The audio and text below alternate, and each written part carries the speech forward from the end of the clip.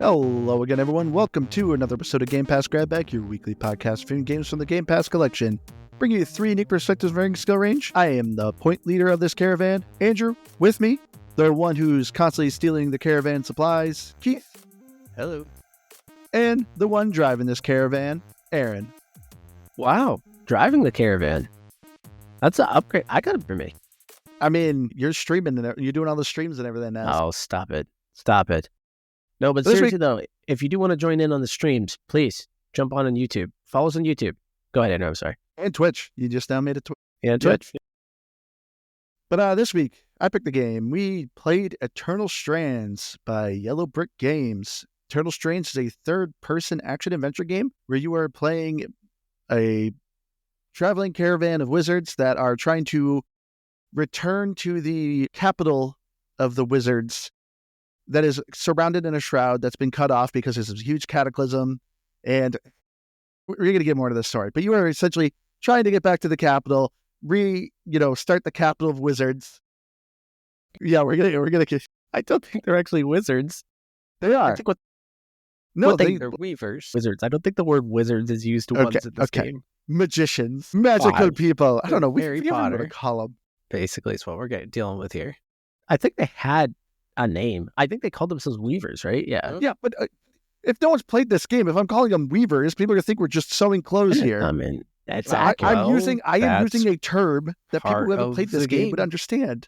But they're going to listen to this podcast and they're going to know. And they're going to understand why they're called weavers. And all right, we did an episode of Halo last week. Do you call him Space Shooty Man or Keith do you call him do. Spartan? I actually do. Keith does, and Keith's wrong. So do you do that, Andrew? Okay, big difference though. People have heard of Halo. I picked Eternal Strands here because I like to cover some of these small indie games that no one's ever heard of to kind of get some light on them. So yeah, big difference in popularity here, Aaron. But anyway, so Eternal Strands, as I said, third-person action game where, you are going on these different adventures and you're essentially trying to collect supplies, upgrade your gear, fight big monsters, try to restore peace to the land. But I'll start this off since I picked this game. So Eternal Strands by Yellow Brick Games. So this is the studio's very first game. So if you're like, I've never heard of the studio, it's because no one has. This is their first one. And the best way to describe Eternal Strands, it's a little bit of Zelda Breath of the Wild, a little bit of Monster Hunter, and a little bit of Shadow of the Colossus. But overall, though, this game was a roller coaster. It has some highs and it has some lows. But overall, I would give this a game. It's definitely not perfect. This is one of those games that as you're playing, I'm just like, man, I can't wait for a sequel. I feel like a sequel will be really good. There's a lot of good core ideas here, but I feel like it could be better. So overall, it's a game, but it has issues. So when I'm playing this game, I'm kind of with you, Andrew, on a little bit of this roller coaster. This was a game for me for a while where I was kind of into it because as it's introducing some of these elements to you, they're simple, and we'll talk about them. They're very simple, but they kind of nailed them. But the further you go in, the further you realize, wait, that's kind of like it. Like, yeah, what it kind of introduced to me that was kind of cool, it doesn't evolve beyond this. And as it went on, I had to sit there and think, there's some pros here, but these cons are really piling up and starting to outweigh the pros for me. So this was one of those games that took me from a game into a pass the more I played it. So unfortunately at this point I would have to give it a pass, but we'll talk more about those here in a minute. I'm kind of curious where it is you guys found you hit that point with this, because I can absolutely see it. I don't think I'm there yet, and I'm probably about halfway through. I was looking through and I fought out of the 9 epic encounters that as they call them, the big bosses, I fought 5 of them. So I've got to be at least like halfway, give or take. And I can see where this game hits like kind of a plateau of just like, all right, well, it's time to just, I guess, be done with this. We've done everything there is to do new here. But I'm definitely, I also agree with you guys that I'm having a lot of fun right now. I think I'm probably about 7-ish hours in. And I'm still having a pretty good time. I'm not having a blast. And there's definitely things about it that I'm like, that could be better. That could be better. That could be better. But the one thing I do really enjoy myself, and again, we'll get into more reasons, but is the big boss battles. I think they're really the highlight of the gameplay here. And they're a lot of fun overall. So I think I'm still kind of, I guess, well, no, I'm not kind of, I'm still leaning in towards a game, not like a, run out and rush to play this now, but it's still a game for me. I'm going to stick with that. Yeah, I mean, we'll get into it. Literally every category we talk about, I have both highs and lows with. But yeah, there's one category that's straight low to me. Like, Ooh, and yeah, there's juicy. one that I don't think has any redeemable quality to it. I think we're going to start with absolutely do. All right, jump into the story, Andrew. is that your low? Is the story? I think this story is awful. Okay. It is generic through and through. All right, hold on. The most generic fantasy story I've ever seen. I've seen 1,000 of these in video games. Okay. So to get more into the detail, besides my quick synopsis at the beginning, you're obviously in a fantasy land called, I don't know, something or other. And there's a lot of jargon. Okay. There was a huge capital of magical people, as they're called, weavers, because you can get your magical powers by sewing these capes that'll help imbue you with magical powers. I wonder if something bad happens next. Yes, the Surge. A big explosion happens. Always got a name. Yeah. Always got a weird name. The Surge. And of course, too, there's automatons that are controlled by magic. And when the Surge happens, the automatons start attacking people. So with this magical capital that the explosion happened, barrier went around it, and they have now been cut off from the world. Nobody knows what happened. Why did this surge happen? What happened to this capital? The capital is now surrounded by barrier and poisonous smoke. Nobody can get to it. So you are a traveling band, and of course, somehow you are able to get into the smoke and into the place, which has been closed off for decades. But of course, people hate wizards, and so all wizards are kind of outcast now, and so that's why you're trying to find a way to restore this capital, so the magical people can have a place to go back. But of course, you get there, and obviously the capital's destroyed, and things aren't right, and so you're trying to fix it. But which we should clarify again: if you do play this game and you're wondering where is Harry Potter and Dumbledore, they do not exist. There are no wizards. You are in fact a weaver. There is a wild owl lady though, or hawk lady. I don't know what she is. Giant bird lady. Yeah, she's kind of cool. Yeah, there's really no explanation for why she. I mean, there's magical creatures in this game, obviously. But, well, no, I guess you have Weird Beast Man, you have Bird Lady, and then you have the elf. Yeah, you have like satyr type people that are kind of purple. They're like purple satyrs. You have bird people, which they're different species of birds. And then you have humans. And then you have bear people, which I think they're called the Roms. But you have a lot of different various species. This is. This is going to be my first high, though, with the story. I got to say, as generic as the story is, there is a world here. They did a very good job building this world. They actually have like nations, they have religions, they have political systems. They actually fully built a world here, which is actually pretty impressive. Is it really built upon? No.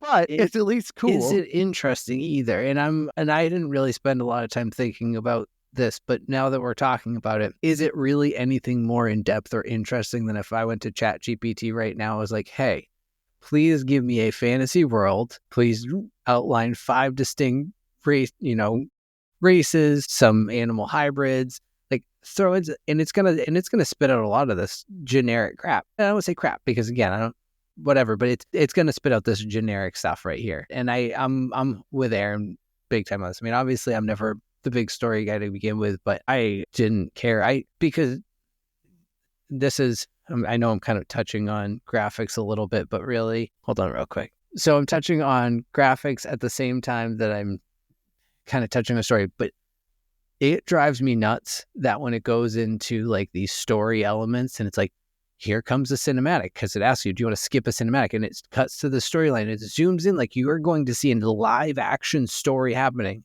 And then it's just storyboard cutouts and some text. And it kills the story from everything. Like you have these cool looking, the elf, this bear thing, the bird lady. I want to see them talking to me. I want an interactive story, and just continuously cutting to that when this 3D, well built out world just feels unsetting for the story for me. They have a couple cinematics, and they're actually very cool. They're art style. They're very animated. You're talking about the ones that are like the load screens in between, where like you go into the No.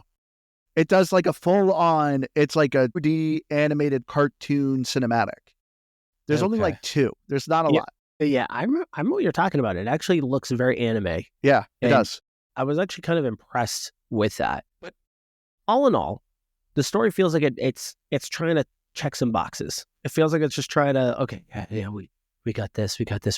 And sure, Andrew, there are some deeper elements there, but they are not explored. They are not interesting. My bigger issue here is, for one, the story as it starts to develop just doesn't feel like it's doing anything. But I almost have more of an issue with the lead-in. This kind of reminded me going back to Stalker, back where I was like, your house just explodes and you're just doing things. There's no explanation for it. There's nothing like that. So all we get of your character is your character just joins this group. You don't know who this group is. You're clearly the newest person in that group. And within a matter of 3 minutes of story, you're now the leader of the group. Yeah. Oh, you're suddenly the person in charge doing all of this stuff. And yet you're the most like rookie of the group. And it's like, what the heck? What was that? Like, but you aren't, right? Because you like you're have new. a background No, you're new to the group, but it sounds like you've been with other groups before. Yeah. And these groups are like a common thing but they don't. It's just a very strange. To me, you got to give me a reason to care about these characters a little bit before you start. If you're going to make that a central part of this game, and it clearly did, it tried to make each character their own personality. And they do try to make the conversations, they are fully voice acted. So you do get a little bit more of a personality from each of them. But when there's no lead into this, you're just suddenly thrust into it. I'm already like, all right, this kind of sucks. And the further you get into it, the less I care about it. And to me, it's where I was like, I don't have a redeeming quality here. This is absolutely its lowest point. It felt like these guys, and you kind of see this sometimes, especially in indie games, they have a really good concept for a video game. And they know what that concept is, and they really want to nail that concept. And all the other stuff kind of has to take a little bit of the back burner here. Like, it's really just a vessel to do the work with that concept, but it really doesn't matter. And that's where I think some of its highs are its concepts work. Yeah. The story was not it, though. No. So let me get more to the story, because the thing that really irritated with the story, at first I was digging it. Like Aaron said, it's fully voice acted, and I was enjoying the voice actors, and I'm like, okay, this is kind of hooked me in a little bit. Like I said, nothing groundbreaking, but I'm like, okay, I'm intrigued. But man, the side quest in this story is just the lowest stakes, and it is annoying. Literally, okay, one of these characters, Casman, she's like one of the purple satyr-looking characters. She's your quartermaster. All of a sudden, she just starts freaking out one day, and she's like, I need 60 dragon scales. You need to get me 60 dragon scales. And of course, everyone's like, oh, what's going on? Are you okay? Literally, every side quest mission is a group therapy mission. It's always just like, oh, you're so much stronger. We're here to help you. We love you. And it is over and over and over. I'm just mashing A. I'm like, I'm getting so sick of this dialogue. So this character's like, I need these scales. You're like, what's going on? Why are you freaking out? So you talk to your former leader. Well, maybe we need to research this. So you have to go to 3 different areas to look up books as to, you find out her species suffers from a lot of anxiety. And it's like, okay. So how do we do this? You got to find more books. There's a cure. You know what the cure is? To take a nap. Your mission to do these side quests to get this character to take a nap. That was it. I was really hoping you were going to say it was going to be dragon scales. No. Then all along, she was telling everyone what she needed. And everyone's like, no, we need to stop and figure out what's wrong. Oh, you just needed dragon scales. It's the lowest stakes. That was it. You had to create a sleeping potion so she could take a nap. That was it. And I was like, come on. I just wasted like 2 hours on the side quest. Does she at least need dragon It's an scales? important life lesson right there. To take a nap? If you're feeling stressed out, just go take a nap. But like, there's a lot of these missions. You know, there's a married couple, and they have, of course, some marital issues, and they can't figure out if they want to keep traveling or settle down. And so you're doing a whole bunch of side quests and to basically be a group therapy session to figure out their marriage. And it's just like, okay, like these characters are kind of interesting, but after a while of hearing these 40 lines of dialogue just to go into a mission to collect a flower, I'm like, come on, this story is I'm just mashing A at this point. I'm like, I can't do this anymore because there's a lot. So the story is the part that got really low. Like by the end of this, I'm like, I do not care. I don't care anymore. I didn't even have to go much further. I was pretty much out. Yeah. In like the first 15 minutes. I was like, oh, this is not gonna get better. I know it's not going to get better. Yeah. And eventually too, you meet some other people and you have, the typical angry guy that's a leader. And I'm like, oh, I bet I know what's going to happen here. Someone's going to die. Somebody died because of him. They of course try to build this up as this whole sad moment. I literally knew this character for like 2 hours. So I'm like, I don't care about this character, but everyone's of course very upset about it. And I'm just like, hey, this is weird. I don't get this. This is okay.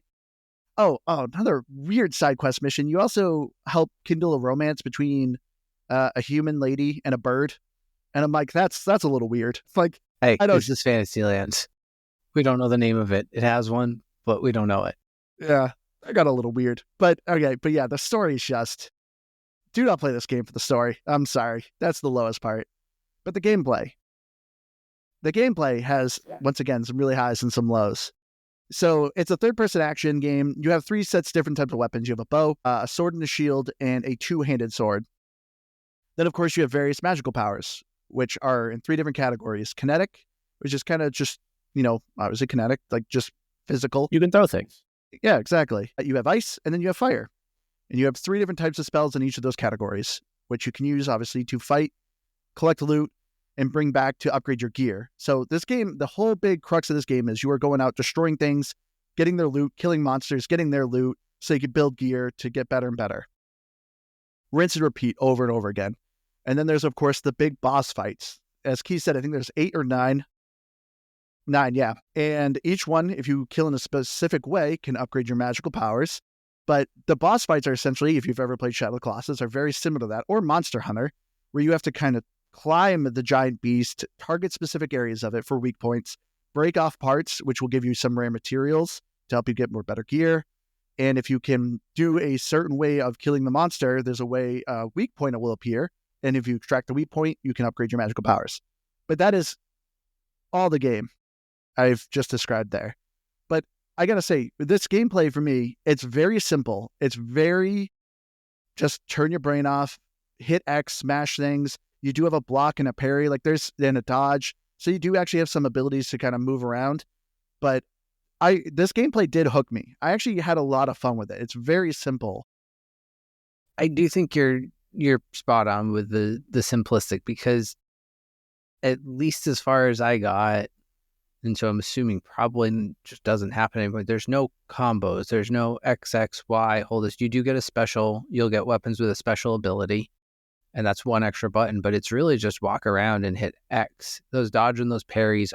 The dodge is pretty crucial, and the parry can be good if you land it. I mean, it's a parry. It stuns the enemies usually, does damage or whatever. But realistically, it's it's a moving clicker game in some ways, obviously with a lot more stress of, some of these bigger bosses. But yeah, I liked fighting these big bosses because I found for me and my general skill level with these types of games, it was a good balance of like, there was a challenge, but none of them felt impossible. And I felt like I was able to do what I needed to do to get through them. And so I was actually enjoying those big boss fights, but the mini mobs in between are really just become a nuisance more than anything. All right. So this is where this here was the biggest turn for me, where I was into it. And then the more I played it, I was like, oh, this sucks, kind of. The best thing this game has is this was its core element, was the magical powers. Specifically, I think the kinetic thing was the cool thing it created. And that's what these guys were developing. In fact, I want to say some of these guys had backgrounds in other games that did stuff like this. But so look, the magical powers are awesome. Have no issues with that. Combat in this game sucks. Like, it just sucks. There were a lot of times where I'm swinging and it's just missing, or enemies could like do these weird attacks. Like things just weren't connecting on some of these fights. And the more I played it, the more it was busted. And I just had fun throwing people off of cliffs because I was sick of just fighting. And you're just going to do that. Then you don't get the which is loot fun. though. I love that. Yeah. But which is another thing that we'll get to, because I don't actually hate the loot process. I kind of like that you're just gaining materials and you're using that to upgrade and to craft new items. That was okay. But there's just so many different categories to loot. And your bag can only hold so much unless you upgrade a cart back at your home base, but then it would limit you until you progress the story to be able to get more slots to hold stuff. So Yeah, you were that really irritated me. limited there. And I wish it could I could tag stuff and say, hey, I want to go upgrade this item, and it would just show me what the categories were. But you had to go to the person to see it. So I'd have to remember what things I needed to go get. So that's fine. It's fine. I had no issues with that, really. It wasn't great, but it wasn't. The thing that disappointed me the most, the spot where I was like super high on it and ended up really low on it, is the boss battles. And the reason why is when I first did it, I was like, heck yes, give me this game. I want to keep doing that first guy you fight. And then you quickly realize, well, they're all pretty much the same thing. Yeah. They don't really do anything different. And your mode of attack is the same in every single one of these. They're really not that varied. No, in order to reveal the secret spot, they're pretty varied. Fine. But that was another thing that I had issues with. So I'm on top of this bird thing, and the spot it would open. I would go up to it. I would go, and it's like a process to pull the thing out. Every single time it would close as soon as I started that process. I don't know if it was broken or what. You have to read the codex, Aaron. Okay. I don't even get me started on this. After you do your fifth one of these, you're like, this process.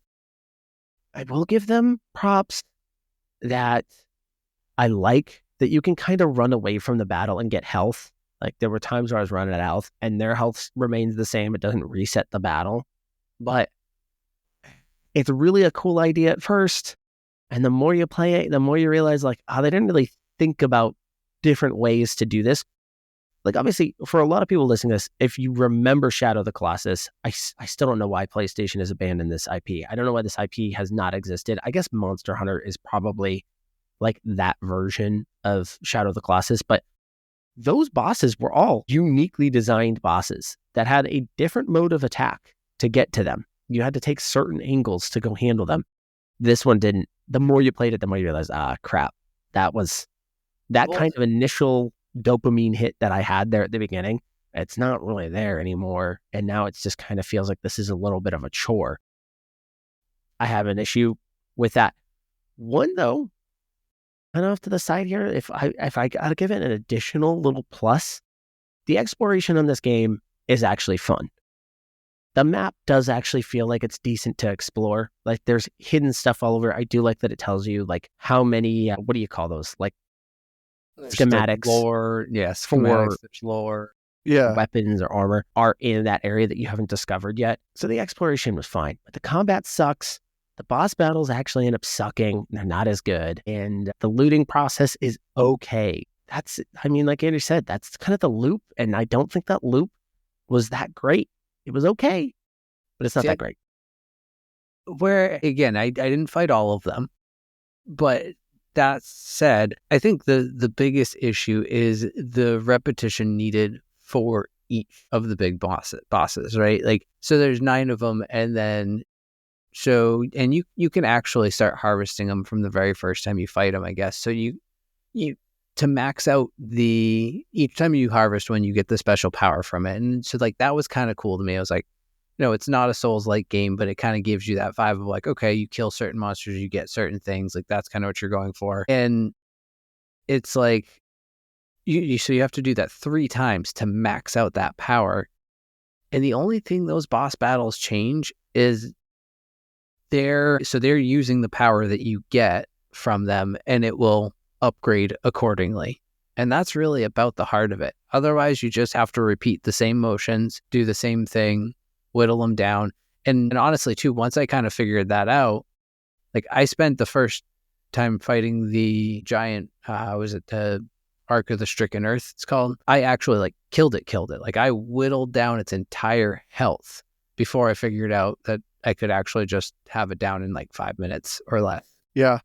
See, you're not wrong, Aaron. Like I do agree with you, but I did have a lot of fun with the boss battles. Like so every boss, as I said, you have to fight in a certain way. You have to break certain weak points to eventually reveal its weak spot. So the bird creature, there's a codex, which is a bestiary. It's not broken down simply. It is like multiple paragraphs, like 4 paragraphs of this lady writing about this bird, and you have to actually read it because it's like in the middle of the paragraph somewhere. It's not like, oh, I could just read the bottom. The last sentence will tell me how to do it. No, it's like in the middle or like varied depending on the creature. So they kind of trick you into really reading this bestiary. But for the bird, you had to destroy its legs because that would make it stop spinning so you could actually take its weak point out. But yeah, the boss fights to me, they were a lot of fun. But it's just, you need to, when you're first playing it and they're dropping legendary like materials, they only drop like 1 or 2. It isn't until like later in the game where it really starts giving you materials. So even after I've maxed out my magical powers, I still have to go and farm these creatures over and over again, which I don't know. I didn't mind, especially too. There's a firepower you get called Barrage. It literally opens spouts of lava on the ground and throws fireballs everywhere. I just chuck a bunch of those at the bosses and it literally burns them within like 10 seconds. I can take them out super quick. The final boss though sucked. There's this final boss, you fight a whole new species, and it's this creature that's mostly a ghost, and it's just, there's no quick way to kill it, and it's just an annoying fight, and it just irritated me. But the magical powers, I really liked in this game. I just wish you could do more with them. So the first ones you usually start with is an ice wall, which literally creates an ice wall. Like you shoot it almost like a hose.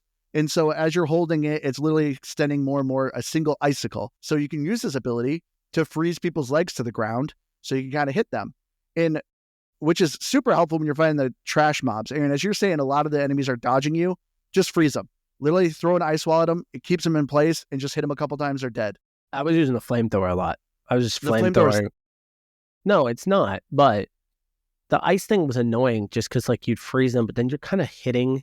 And you're damaging yourself because you're and you're hurting yourself. Like it was actually kind of more annoying. Where I was just like, I'll just flame this thing for a while. Like it'll take a little bit longer. But like that, either that or I'm throwing them off the edge. If I'm near an edge, I'm tossing that guy. I do not care.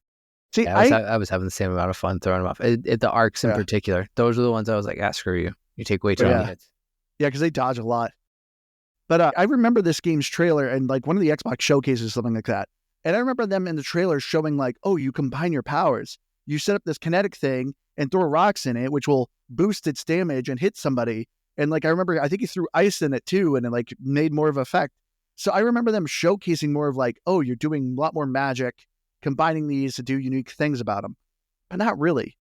The other thing too, like you upgrade your magic up to level 3 and like, that's it. I wish there was a way for me I wish this game had more RPG elements to it. I wish I got XP and I could actually customize my character to have magical powers. Because you're getting armor pieces and they can give you bonuses, more magic, more mana regen, bonus, fire resistance, stuff like that. Which I gotta say, I like the crafting in this game. I thought the crafting was a cool idea.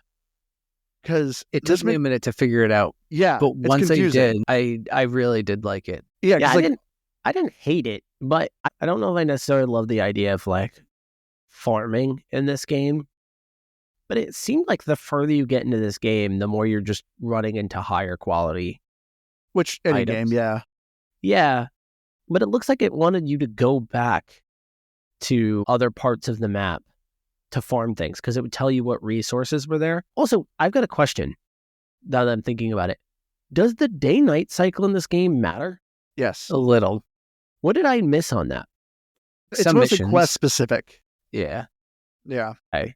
So, because like it had a whole day-night cycle, but I was like, do I even need this?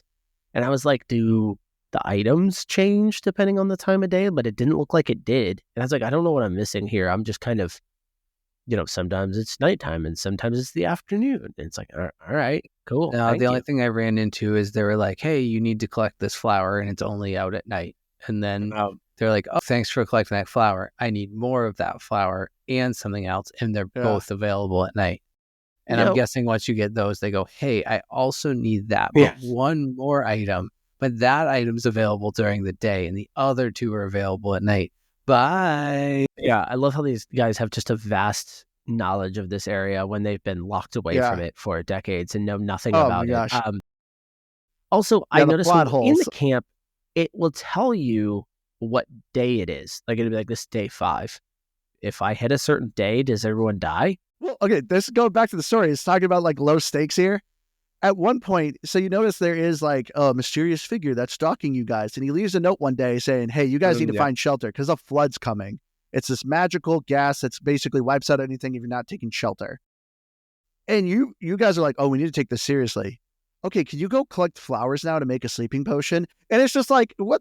Like you think people would be like, oh, we need to do this. And it's funny because eventually you meet survivors. And I remember thinking this too. I'm like, why didn't these people, like, they knew we were there. Why didn't they come and say like, hey, you guys are doing something dangerous. You need to stop. Like, you guys are new to this area. Be careful. No, they don't. I will say, at least it doesn't make it good writing, but your character calls them out on that. She's like, why didn't you guys come and just say hello and warn us about this? And their response is, yeah, you're not the boss of us. That was it. That was the response. And it's just like, come on. Your mom. Yeah. The plot holes in this game are kind of nuts. Oh my gosh. Because there's a whole side quest too. You're making me go back to the story of the bird lady. She wants to know who her dad is because her mom was a big heroic person in the city. There's statues of her, but she doesn't know who her dad is. And you find out who her dad is. And he's a farmer. No, he's a farmer. And she's kind of upset about it. She's like, I thought he would be a warrior. No, he's a farmer. And it's just like, how are you able to find your dad here? And then like, so she's like, I have no idea who my dad is. But as you're exploring things, she's like, oh yeah, my mom told me about that. It's like, I thought she said she didn't know who her dad was. But apparently her mom did tell her about her dad. I don't know. It made no sense. It was so weird. I hated the side quests of this game.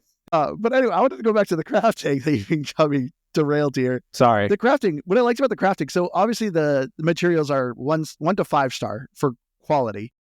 And anytime you get a schematic of something, you can make it with all 1-star quality items. It obviously won't be good, but you can at least do it to make it, but you can always reforge it. So it's like, hey, I'm now getting 3-star quality things. You can literally not even dismantle the item, just replace it. And it changes its color, it changes its attributes. So obviously if you're putting like a fire fabric in it, it's going to get higher fire resistance. Or if you do something like just like steel, like a stronger metal, its physical damage will go up. But this crafting system was very confusing at first. But once I got into it, I'm like, oh, this is great. But the negative, I never felt the upgrades. No, thank you. I am full legendary, and I'm still taking 2 to 3 hits to kill things. And I'm like, and because of that, like I said, there's 3 weapons. The 2-handed weapon to me was useless. It is slow. It doesn't have a block. And to me, it's so slow that its DPS does not counter the sword and shield. And I'm like, this item's useless. Well, I mean, the funny thing about that too is you have your charge up attack, and at least from what I noticed, because I was testing it on a door I was trying to break down, you hold and you charge up your attack, and it takes like half or more of your stamina, which that stamina bar drives me bonkers. Yeah. But they use like half, 3/4 of your stamina bar, and it does double the amount of one swing. You can do like 6 swings in one stamina bar. Why would you charge an attack? Like mathematically, it just is a poorer way to attack. The combat's bad. The combat is bad. I mean, maybe you're right. I didn't run into any of the issues you had with there. Like, I felt like it wasn't like landing hits properly necessarily, because I felt like it was plenty smooth. But it's just, I think when you break it down, I'm telling you, if you watch especially some of those enemies, like the enemies, it will like do an animation and it will like make them slide further to make sure they nail you. Where I'm like, that just looked awful. Like that didn't look like it was supposed to connect with me, but it did. But I knew I was nervous about this game's combat pretty quickly when it hands you a bow and arrow. And I'm like, all right, cool. Yeah, I'm going to play with this thing a little bit. And it's like, hit, hit, hit, hit, hit. And I'm like, when do they die? Yeah. What is the point of this weapon? And they're coming at you. So they keep coming and you're looking at the damage. It's like 11, 11, 11. I'm like, this cannot be true. And so I started testing it. And I'm like, it is taking like 16 shots to down someone. I said, this is a problem. So you're using the sword and shield because it's the only viable weapon in this game. The only viable weapon in this game is the sword and shield. Even then that was taking a lot of hits. And you're 100% right. I would upgrade it and I'm like, ooh, I got some 4-star materials in this thing. And it's showing me that this is going to up my damage by like 20. I can't believe it. You'd go out there. It's the same thing. Same experience. Yeah. Can't tell the difference in it. 13. And I can't tell the difference. I thought, well, this is how I would build this. I would not only have some materials that are good for like mobs, but why not have some materials that are just really good for bosses? And then you swap weapons. So you have your mob weapon and then you're pulling out your boss killers. And those are the ones that are specifically going to chunk down your bosses. And you're building boss killers. That's how I would have done this. I would have done, because of those two different experiences, because even fighting bosses, you're just kind of like, bing, bing, bing, and you're watching the health go down just a little bit at a time. And then eventually your stamina runs out and you got to fall down. You got to do it all over again. So collecting the materials, ton of fun. The crafting thing, ton of fun. It equals nothing because it doesn't improve anything, but it is there and it is kind of fun to do. See, this is why I was saying at the beginning, I think this game would be great with a sequel. You could just tell the studio just didn't have a lot of money. Yeah, it's a concept. Like I said, the concept is there. Like they clearly had a good concept. The vehicle was there to kind of push this thing forward. But the execution on some things, and it, like the most important stuff, make your combat feel good. Just make the combat feel rewarding. And you're kind of right too. I kind of would forget that I'm not playing an RPG because there are RPG elements to this.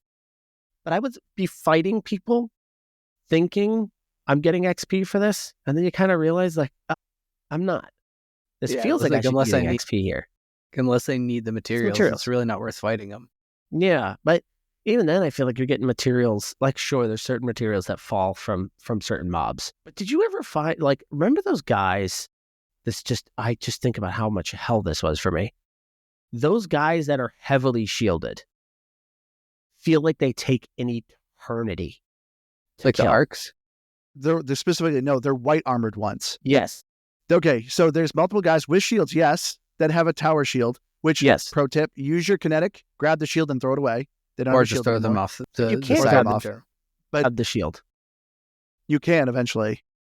Well, I would just wait to just grab them from behind the shield, freeze them. So that's what I would do, is I would grab them. But there are certain areas where I can't conveniently throw them off the cliff.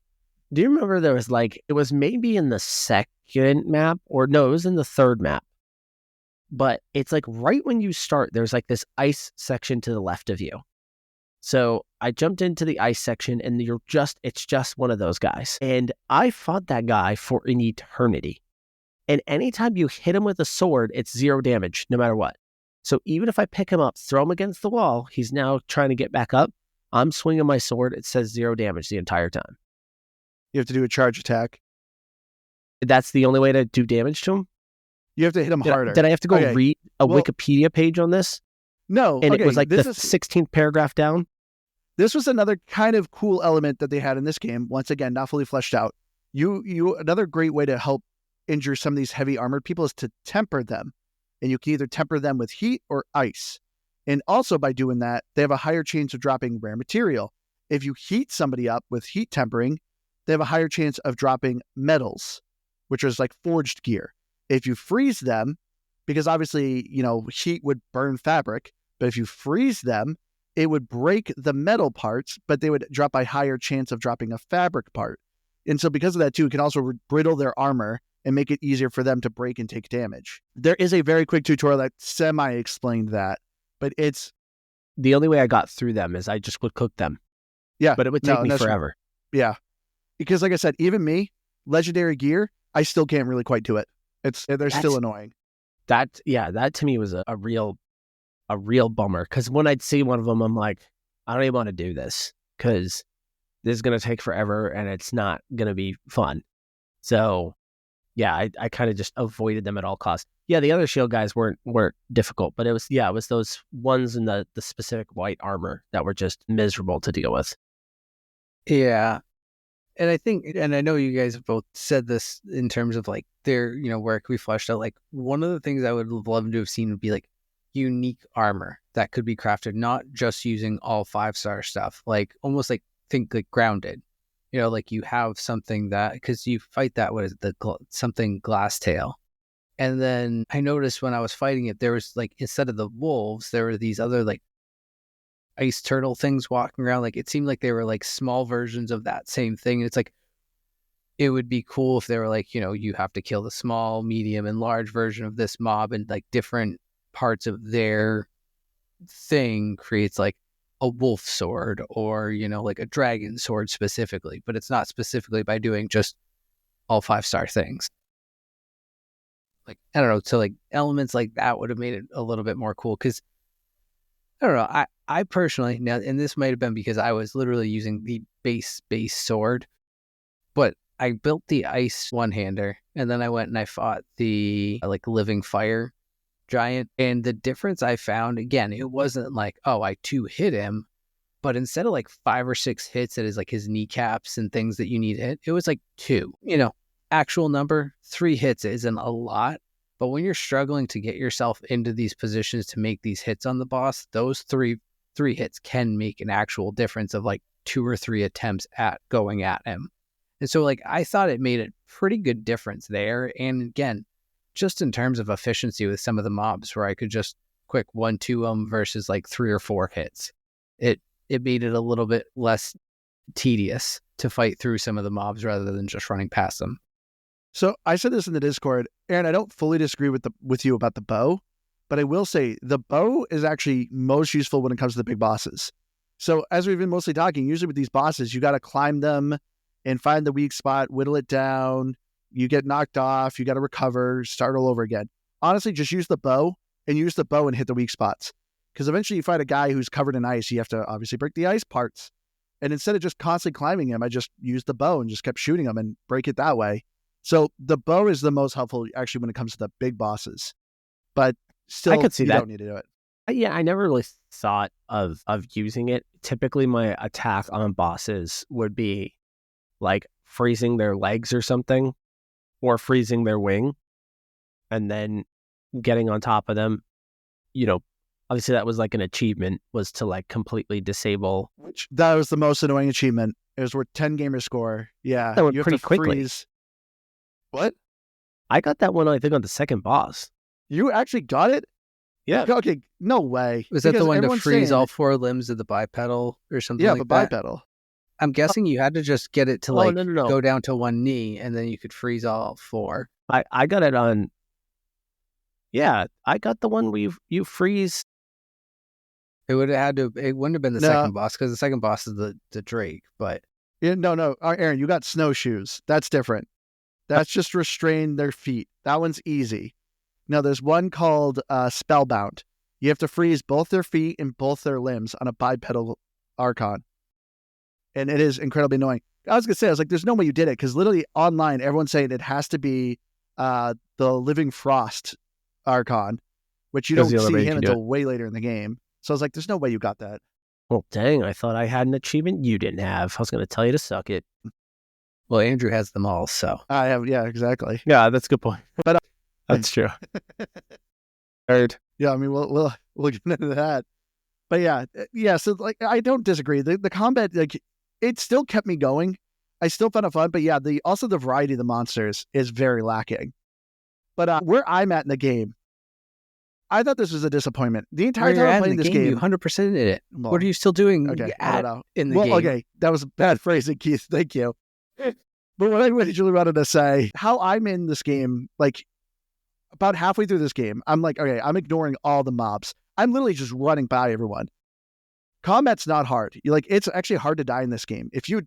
Because this game doesn't let you die in a hit. Anytime you get low on health, your health will always stop at 1 health. So you will never just die. You'll always just go to 1 health, and then you have to get hit one more time in order to officially die. So you have I thought I plenty was of time getting to drink really health lucky the potion. first couple of times. I need like almost all my deaths were from falling off the map, and that was it. But there's an ability you get not until like near the end of the game, which I thought was really annoying. But you've probably seen in the trailers. It's called kinetic stream. It literally creates a vortex that just launches things, and it launches you. So now I can actually like fly in the air. So I'm literally just flying by everyone to get the chests or the codex or whatever I need on the map. And if there's enemies, you normally can't collect things. Not a problem. Pick up people and throw them far away. You're out of combat.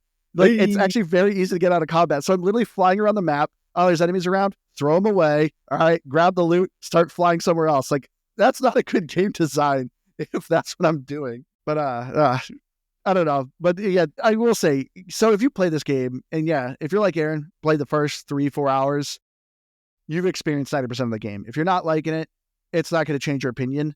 But if you're like me, I was still like, oh, this is actually mindless.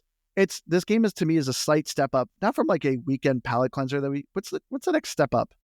Like a weekly adventure? Yeah. Are you making a Like new category? Yeah. Like a couple hours a day. Yeah. You're not going to sit and play this for 6 straight hours, but Well, this game doesn't take that long to complete. I mean, Anna was able to complete it. Time to beat for main story, you're looking at 18 and a half hours. For completionist, you're looking at about 27 hours. It's not bad. And yeah, I think I ended the game at like 19. And honestly, I would say this game could probably have shaved off 3 or 4 hours. Like I said, I thought it was unfortunate that I got this really awesome traversal spell way late in the game. And I was just like, oh my gosh. The other thing I wanted to bring up about the story, the other thing I think is funny is like all this stuff that's going on, there's nothing special about your character. Anyone can use magical powers. Anyone can use a sword and shield, but nobody does. You're literally fighting these monsters and they're like, oh, we got to evacuate. We got to leave. And you're like, no, I'm going to take them on by myself. It's like, why is anyone else helping? There's nothing really special about you. That's the other thing, right? Your party is like 9 people deep. Yeah. And you're the only one doing a thing. Where it's like, you might didn't need to do that. But the party probably could have been just like 4 people. Yeah. But instead, it's like this huge group. And you're all magic weavers. Like, yeah. They specifically say you're a band of magic weavers, and yet you're the only one doing any of that. Yep. No, doesn't mean you're not the best at it or the strongest. Yeah. That's what I think is kind of weird. You're literally fighting these monsters, and people are like, oh, there's a new monster coming. We got to evacuate. But you're like, no, I'm going by myself. And it's just like, what is everyone doing here? But graphically, though, I got to say, once again, this game has some highs and lows. You know, I think the armor designs are cool. The vistas in this game are actually pretty cool. But overall, scenery, pretty generic and flat. One thing I really loved about the graphics and I guess the design of this game, almost everything in this game is destructible. That is very cool. I love getting in these big boss fights and, you know, they're smashing and stomping around and things are breaking apart into materials that you can collect. But they actually did a really good job with the destructibility in this game. And everything's climbable, like in Zelda. You literally could just scale an entire mountain. The climbable part, I think, was actually the more interesting part because there were times in the map where, like, there was a section where it's like a broken bridge. I'm like, dang, how do we get to that other side? And like, I'm missing something. I was like, oh, wait, I could just climb up the side here and walk right over there. Or use your ice spell and create a bridge. You could do that. Or you just... Again, you did damage. Why damage myself like that? Yeah, that spell is weird. It was like annoying to do it, and then you're like getting hurt by it. You're like, what? Why is that hurting me? Stop that. Yeah, the climbing thing, which is very Zelda. That was like where you have stamina when you're climbing. But I like that part. The distraction part was fine to me.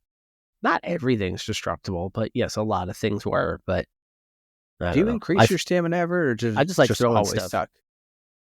If there's a specific gear that gives more stamina. Because I know I mentioned, but that was one of my biggest gripes. This isn't just like I constantly just felt like I was just out of stamina. And it recharges quickly, but it was a nuisance. Yeah, that's why I feel like this game would have been so much better if it had RPG elements in it. Like, I would have loved to put skill points in more stamina, more mana regen, and not just have armor sets for it. But but also with the graphics too, it was hard to telegraph, like, me visually understanding what's hurting me. As you guys are saying, like, yeah, you get these ice things, but sometimes it doesn't hurt you. It only depends if you're kind of close to it. but I couldn't quite tell where's that line. And same with fire. Things on the ground are red because it's hot, but that's not hurting me. But this area over there is, and it's very poorly telegraphed as to what's going to be kind of hurting you. Luckily, the damage is pretty minimal. I'm not like dropping, but it was annoying of being like, what? I don't get what's going on. Yeah. Fire, especially because that was the one I spent a lot of time on. Things would remain red. Yeah. And so it's like, is that going to hurt me, or is it only when I visibly see flames? I felt like it both I think did. it's just the flames. I don't know. I don't know. Sometimes I've ice been is really kind this of game. I red. still don't know. Ice was the trickier one for me, and because ice did more damage and it slowed you down, and it was just overall more of a trouble. Found Ice, if you look at the ground, it's slightly darker.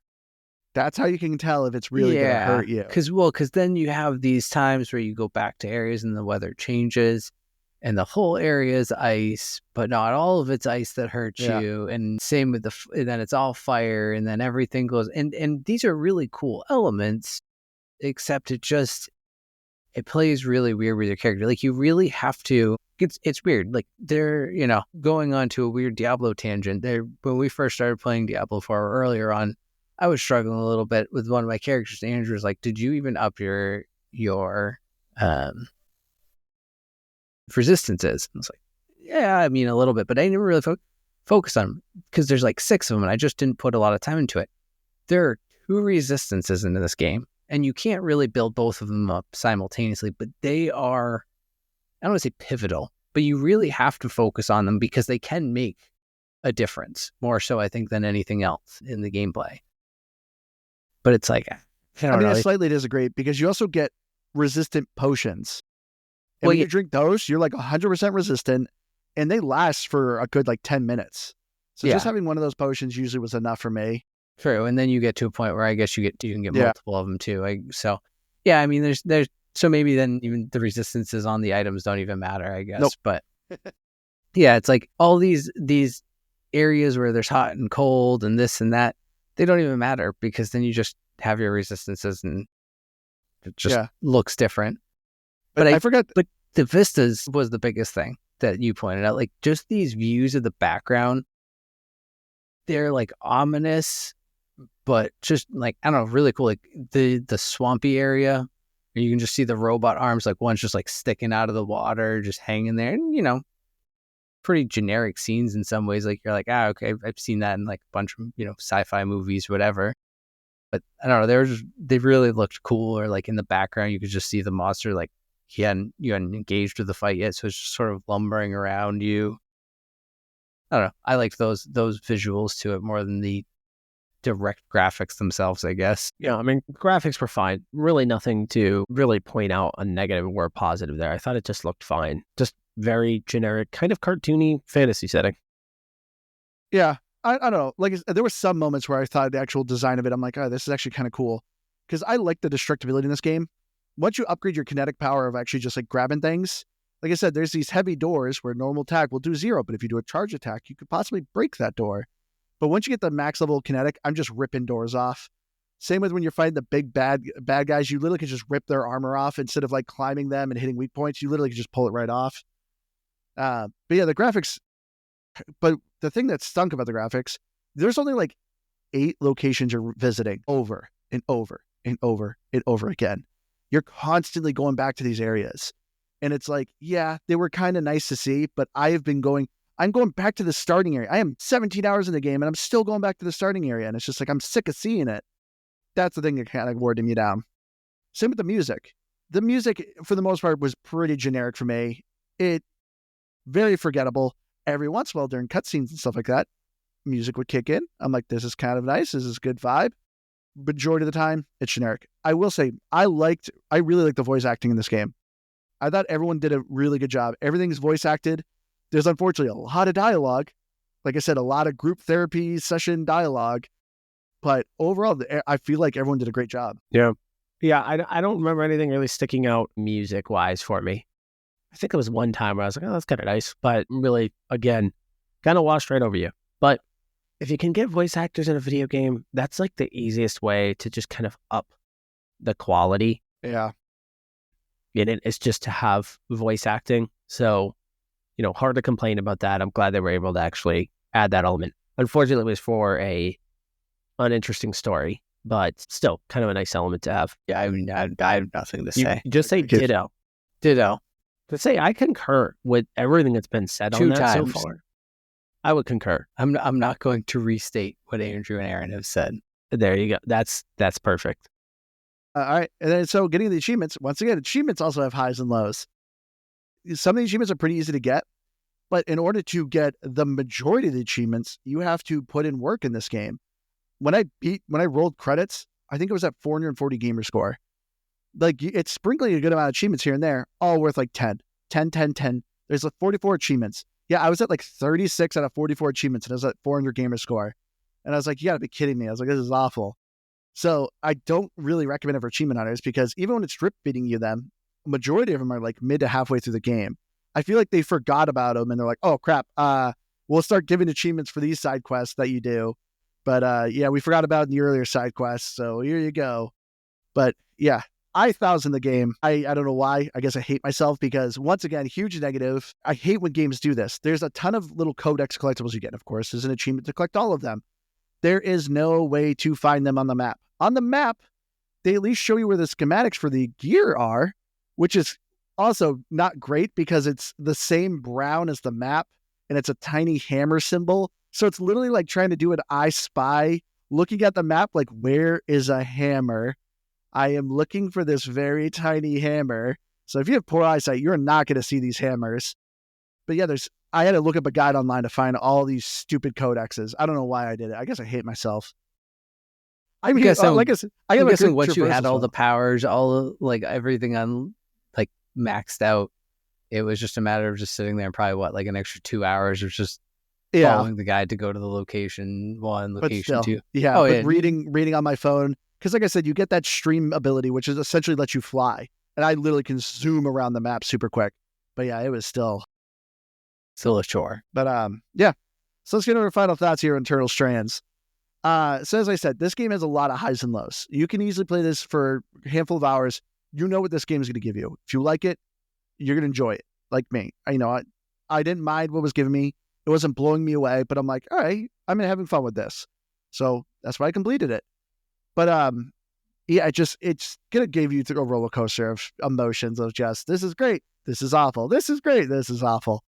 But yeah, like I said, this is a game while I'm playing it, I'm like, I feel like if this game had money, the studio had money, more time, I think they could make a fantastic sequel. I loved the elements that are here. It just needs to be more fleshed out and worked on. You're not gonna hate your time doing this game. It works great on cloud. I did a good amount of it on it. Its saving works pretty well. But for me, yeah, this is a 5. It's a Yellow Brick Games is a good first game for them. I just disagree. I don't think there's a lot of highs here. It's a whole lot of lows. On its surface, you look at this and you say, no, there's a lot of good stuff going on here. But I think obviously if you've listened to this episode to this point, the further you dig into that, the more you realize that's just surface level stuff. It's really all you're seeing. Anything beyond that just isn't there. Yeah. Would I hate to see these guys continue to make a game like this and kind of develop on some of those ideas? I would agree with you. I think their core concept clearly could work. It just needed more time probably to get there. But yeah, all in all, this is not a game I'm going to think a whole lot about and really have all that interest in kind of coming back to. So for that, I'm going to give it a 60. Ooh. Brutal. Yeah, I mean, I can totally get where your disappointments lie in it, and maybe it's just a little bit of me liking some of this kind of mindless type of games. A little bit like Andrew was saying, kind of just run through it, do what you got to do, and carry on. I don't know that. Yeah, I mean, this isn't going to be any awards game. I'll probably, come December, we'll go through the end of the year. I'll be like, dang, I forgot we played Eternal Strands. Is really more than likely what will happen. But I thought it was fun. And if you're looking for a game to try out where you want to have some of these bigger battles, but you don't want to get something as involved as Monster Hunter, where it's highly intricate in its crafting systems and all of the monster lore and systems that you build into them. When you don't want anything as difficult as a Elden Ring, but you want to fight these grand scale monsters, I think there is a fit for this game. And I do think that that's where I think there's the fun to be had for me personally, like I said earlier. So yeah, I still say it's game. I think I would say an 80. It's where I think I would fall on this. See, I'm curious if you played more of it, because when I was earlier in the game, like kind of like where you're at, I'm like, I'm liking this. This is like an 85 for me. But it was like near the end where I'm just like, nah, this is.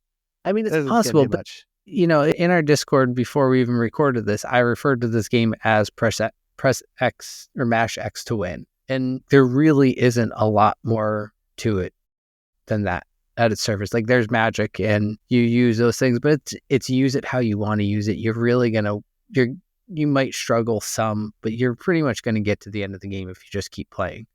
And so it's not overly difficult. And I think that's where it lacks. It could do so much more with the crafting. It's got this cool system involved, but like a lot of these games we cover, I'm sure Yellow Brick is listening to this. They were waiting for our review. Definitely. And I come cheap as far as, if you want some people to weigh in on Eternal Strands 2, I'm here. And I've got a full-time job, so I can't be doing this all the time. This can just be some side work for me. Just let me know. I hate to break it to you guys. This is not going to be an Eternal Strands 2. I know you think they are, because I'm telling them they're going to listen to this. Andrew started this off with I really hope they get a sequel. That's not going to happen, but wishful thinking. Enough people play it on Game Pass. But you never know. Probably not. I'm thinking Aaron's right that we will not be getting an Eternal Strands 2. Base price, this is a $40 game. That's probably about right. Yeah, I would not hate if I spend $40 on this game. I would not be upset. If I spent $40 on this, I think I get enough gameplay out of it. Yeah. I mean, even for Game Pass, it's like a perfect type of game to just pop in for Game Pass. Like, again, it's not like a massive time commitment, so why not? But could it be more perfect for Yellow Brick Games to be developing a game about wizards? And romancing bird people? That's incredible. Gosh, I'm so good. But yeah, anyway, we'll wrap it up here. Thank you all so much for joining us. Thank you to the people joining us in our live recordings here. Like I said, we usually record on Wednesdays around 8:30, 9 o'clock EST. So come to our YouTube, our Discord, or all the things. Go to GamePassGrabOut.com. It'll bring you to our link tree. We'll bring you to all our socials and everything like that. Thank you all to the people who comment on our Spotify. I always love reading the comments. We actually get quite a bit. We have a couple of people, I mean, they're related, but they keep telling us to play Skatebird. Kate Shaw, they say it's an underrated game. I remember it was on Game Pass at one point, but it's not anymore. Oh, that's a bummer. I think I played it for 10 minutes once, but I never got into it far. But they've commented 4 or 5 times that we need to play Skatebird. Well, it's not on Game Pass. If you're going to suggest a game, you should probably suggest a game that's currently on Game Pass. That's kind of how this works. Or donate the game to us. We'll cover it if you donate the game to us. Yeah. But obviously we need a couple copies. But yeah, so I always love reading the comments. So thank you all the people who comment on our YouTube and our Spotify. Thank you for writing in. We always love hearing from you guys. I've been your hardcore gamer host, Andrew. You can find me on Xbox Live at Firebird0952. I always love having people reach out and say hi. So come on by and say hi. I'm Aaron. I am not a hardcore gamer. If you do want to find me, you should go to that YouTube channel. I've been helping out there and trying to live stream on the channel. So if you do want to stop by and say hello and hang out, that would be great. I'm looking to do more of that on the weekends. Right now, I'm typically doing it during midday. So if you don't work and you don't have anything to do, I do work, but I still find ways to make this work. So please jump in. That'd be great. Yeah, and if you do work and you just put the stream on, that's what I do most days. I mean, working from home, man. Yeah, but love it. I guess at this point, you say helping these guys. I mean, I think you're essentially part of this at this point. No. I'm building the brand. You're part of this wagon. But I've been Keith, and that's it for me. Oh, riveting stuff. Landing with a thud. Tell me a time I've nailed it. Tell me a time I've nailed an outro, and you know it's coming. It's not about me being surprised by it. It's just Remember, there was a point where you were going to do like, what was it? I think you were going to do like food reviews, or there was. Then there was a time I was going to you do did a it for, like, different a bit week or every two. time. That one of the bits was that I was going to do the bit every week. Yep. And you only lasted like a week, and you just kept giving up. Yeah, because then I couldn't come up with a new one, so I just didn't. So now I just do this every time. Just show up. That's all you do. All right, everyone. We love you all. We'll see you again next week. Bye.